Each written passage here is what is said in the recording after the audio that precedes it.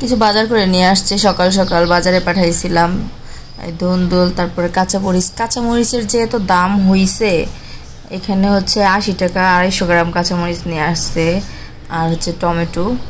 তো দেখেন সকালবেলায় বাজার করায় নিয়ে আসছি। আর তারপর হচ্ছে এই যে নাস্তা, পরোটা ভেজে নিছি, আর চা, মুরগির মাংস আছে, ডিম পোচ, এগুলো দিয়ে নাস্তা। আর সারা রাত তারপর আমার আব্বুর অনেক জ্বর ছিল, জলপট্টি দিছি, এগুলাই আর কি সব ইয়ে করছি। আর এই যে বিছানার চাদরটা মানে গুছায় নিতেছি, এই মানে আর অন্য একটা রুমে নিচে বিছানা করা, এটা একটু মানে গুছায় নিতেছি। তারপর মানে নাস্তা খেয়ে তারপর হচ্ছে এগুলো গুছগাছ করে নিছি। তারপর কাপড় ধুয়ে বারান্দায় দিছি। দেখেন অবস্থা, বৃষ্টি, অনেকগুলো কাপড় ধোয়া হয়েছে, তার মধ্যে আবার বৃষ্টি শুরু হয়ে গেছে। মানে ওয়েদারের কি অবস্থা, এই বৃষ্টি এই রোদ। তো কিছুদিন ধরে ভালোই বৃষ্টি পড়তেছে, একটানা বৃষ্টি। দেখেন ঠান্ডা ঠান্ডা মনে হচ্ছে, মানে রোদ উঠলে গরম লাগে আর বৃষ্টি পড়লে ঠান্ডা লাগে, তাই না? যাই হোক, দাঁড়ায় থেকে বৃষ্টি দেখে লাভ নাই, আমার অনেক বেশি কাজ আছে। আর হচ্ছে রান্না করতে হবে, সেই জন্য রান্না করতেই চলে আসলাম। আর পোয়া মাছ ভুনা করব।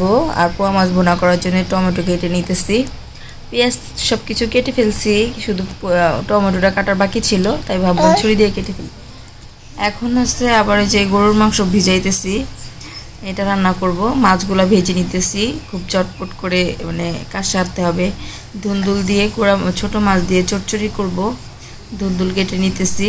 আর এখনকার যে ওয়েদার, এই ওয়েদারের মধ্যে ঠান্ডা, জ্বর, কাশি সবারই হচ্ছে। তারপর আমার আব্বুর অনেক বেশি জ্বর, সর্দি, মানে কাশি 3 দিন ছিল। এখন আবার তাবাসুমের শুরু হয়ে গেছে জ্বর, সর্দি, মানে খুব সমস্যা।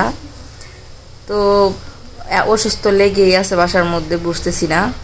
এখন হচ্ছে এই যে রান্নাটা বসাই দিছি, পোয়া মাছ ভুনা, পেঁয়াজটা ভেজে নিছি, তারপরে এখানে একটু আদা রসুন বাটা দিছি, আর হচ্ছে লবণ দিয়ে হলুদের গুঁড়া, মরিচের গুঁড়া, মানে ধনিয়ার গুঁড়া দিয়ে রান্নাটা বসাই দিলাম।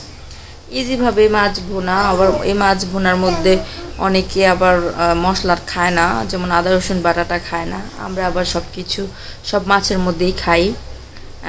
আদা রসুন ছাড়া রান্না করলে তারপর আমার আব্বু আবার পছন্দ করে না, বলে কি শুধু শুধু রান্না করে ফেলছি। এই যে টমেটোটাও দিয়ে দিব এখন। আর টমেটো কাটবো, আর টমেটো খাবো না, এটা আমার বেলায় হয় না। আমার টমেটো খেতে ভালো লাগে, কিন্তু তরকারি খেতে না, মানে শুধু শুধু টমেটো খেতে মজা লাগে।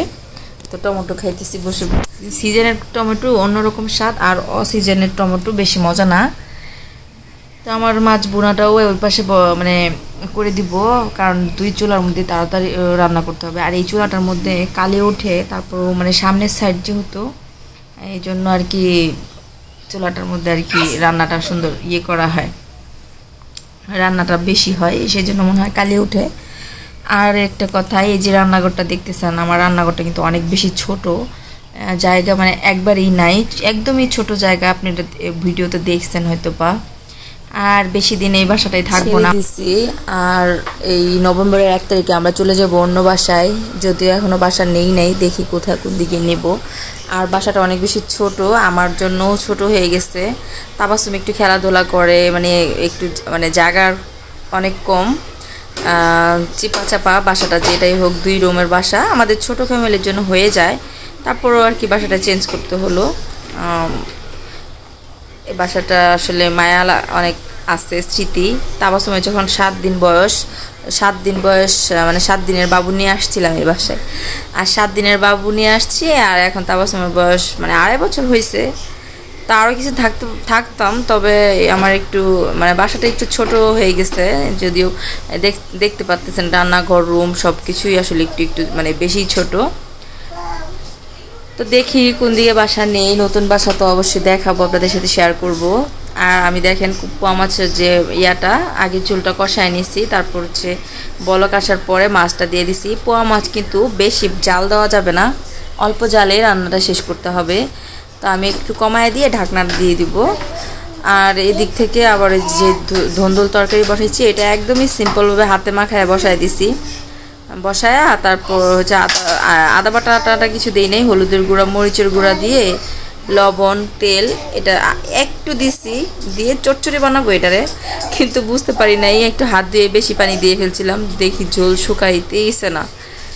তো তারপরে যে মাছ বোনা রেডি, তাবাসুমের জন্য একটু ডাটা শাক রান্না করতেছি। ধুন্দুল তরকারিটা হয়ে গেছে, আমি বেশি ঝোল শুকাবো না, একটু ভিজা ভিজা রাখবো।